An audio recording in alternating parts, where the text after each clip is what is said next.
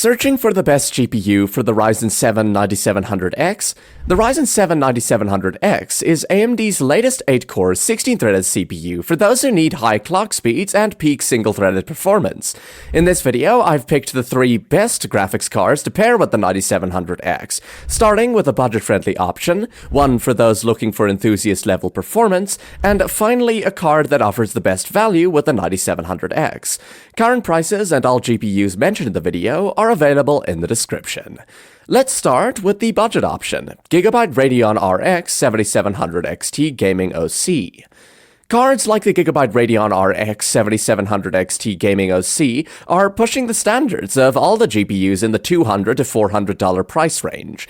Even though it is a large and intimidating card with a hefty triple-fan cooler that takes up 3 PCIe slots, it should fit easily within cases that support full-length cards. However, I do advise on getting an anti-sag bracket to prevent damaging the PCB over time.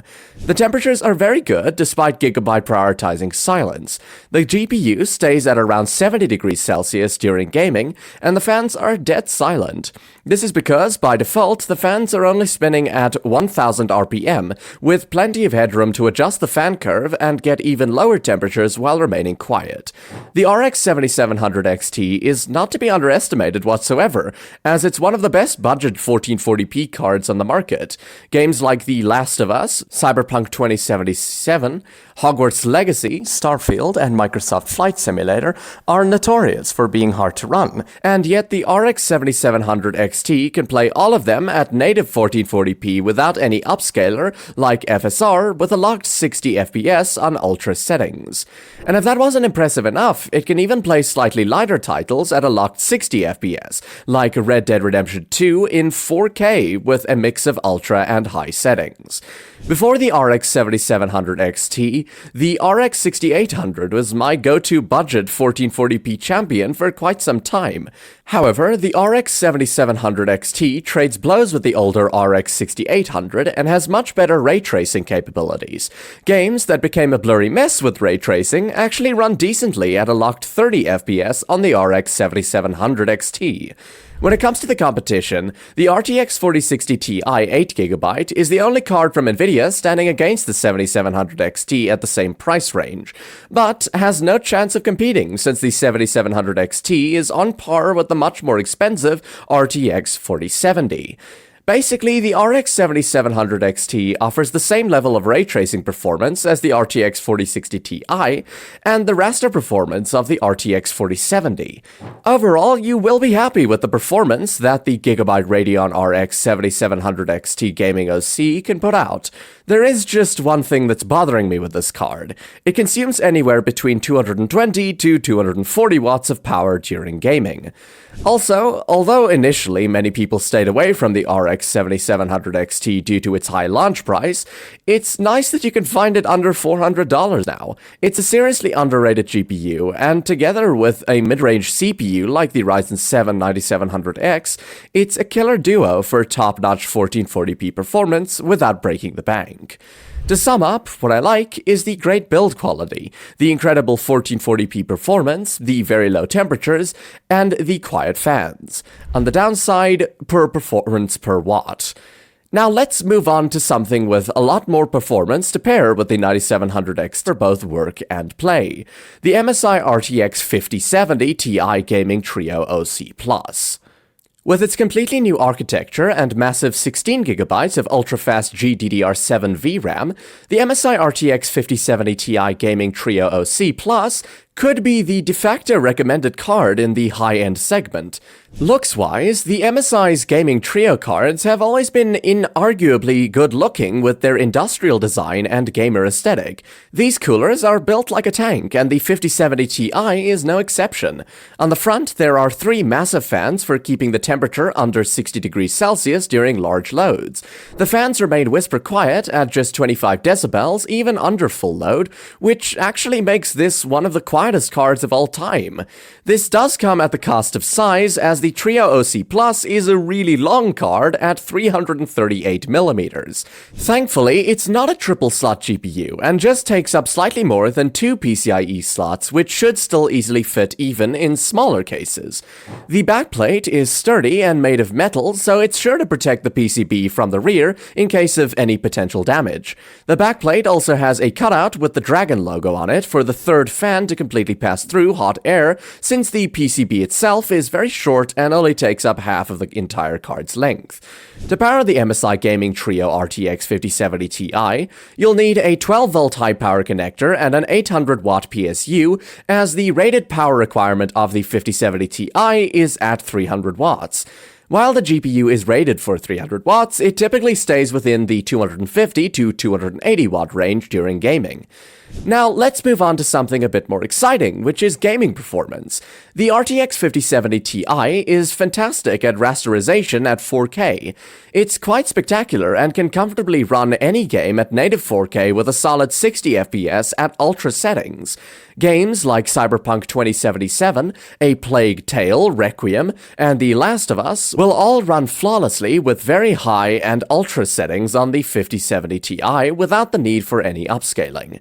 Do keep in mind that if you are looking to play games on this GPU with lots of ray tracing, then you will need to opt for 1440p. Cyberpunk 2077 runs well at 4K without any ray tracing, but with ray tracing enabled, you can only expect a locked 30 FPS experience at 4K. Same goes for severely punishing games like Black Myth Wukong that can hit 60 FPS with ray tracing but only at 1440p, so you'll need a lot of upscaling if you plan on playing high-demanding games at 4K. If we draw a comparison of the RTX 5070 Ti's performance to other GPUs, it sits perfectly between the RTX 4070 Ti Super and the RTX 4080. The aim with this GPU seems to be to provide previous-gen high-end performance at a discount.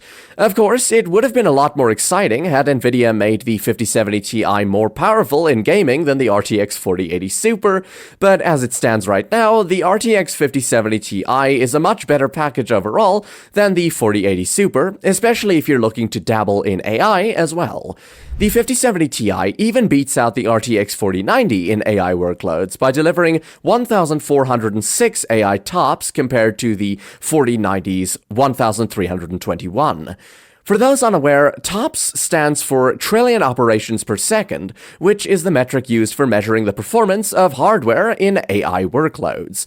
All in all, the MSI RTX 5070 Ti Gaming Trio OC Plus is a fantastic pairing for anyone who's looking for a single GPU that can play games at 4K without ray tracing and at 1440p with ray tracing maxed out, while also being an AI workload powerhouse. It may be a steep buy, but compared to its predecessors, it's a massive step up in terms of price to performance. To sum up, what I like is the flawless 4K raster performance, the excellent 1440p ray tracing performance, and its ultra-quiet even at full load. On the downside, high power requirements.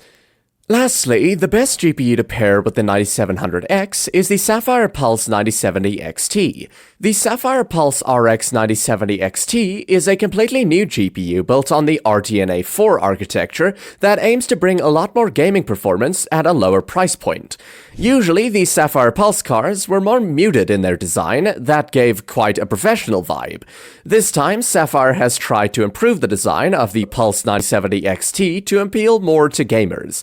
It still has the classic red strip that's iconic to the design of all Pulse cards, but without that, it looks a lot like the Asus TUF graphics cards. Compared to older Pulse cards, the Pulse 9070 XT has also gotten a lot beefier and now takes up a full 3 PCIe slots, so make sure your case has enough room for it. It also comes with a triple fan configuration that keeps the temperatures below 60 degrees Celsius at all times, and the temperatures can even get closer to the 50 degrees mark. The Pulse 9070 XT needs two 8-pin connectors to power itself and has a rated power draw of 300 watts, but it does go up to at least 310 watts during gaming. The RX 9070 XT is AMD's attempt at completely dominating the mid-range segment where the RTX 5070, RTX 4070 Super, and RTX 4070 Ti reside. These GPUs, however, don't really stand a chance against the 9070 XT, as it manages to outperform them all by roughly 10% consistently. Another issue with all of the NVIDIA GPUs is that they're all 12GB cards that run out of VRAM the moment you turn up the settings on any game. The rasterization performance of the 9070 XT is quite accurate based on what AMD themselves have reported. In almost every game, the 9070 XT sits between the 7900 XTX and the 7900 XT. However, the performance is impressively very close to the 7900 XTX. In demanding games like Cyberpunk 2077, Phantom Liberty, and A Plague Tale Requiem, the 9070 XT can deliver a locked and smooth native 4K 60fps experience with ultra settings enabled.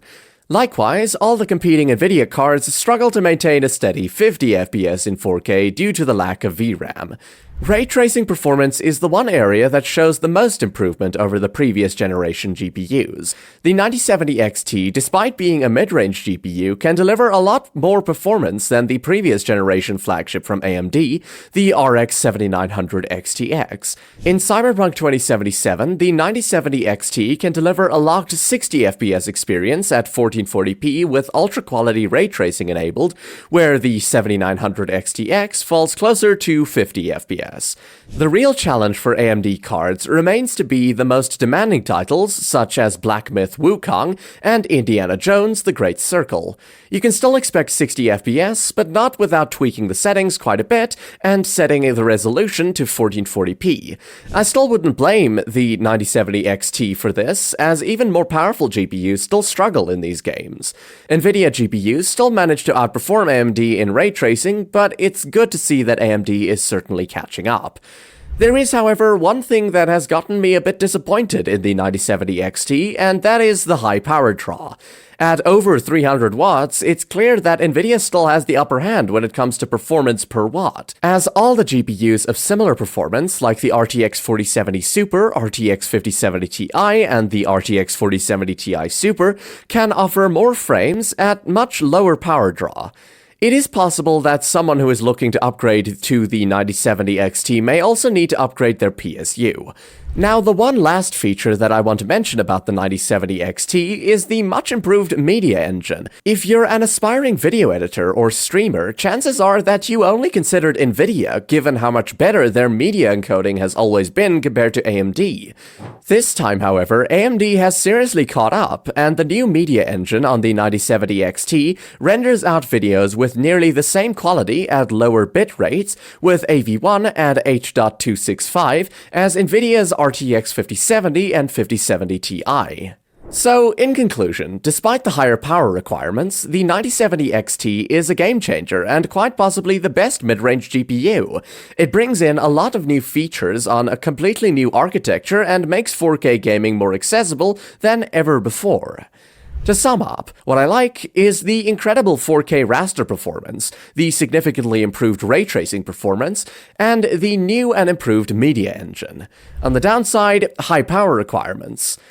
Thanks for staying till the end. Remember, you can check current prices in the description below. If you're looking to optimize your PC even further, don't stop here. We have more videos filled with suggestions and reviews to help you make the best decisions.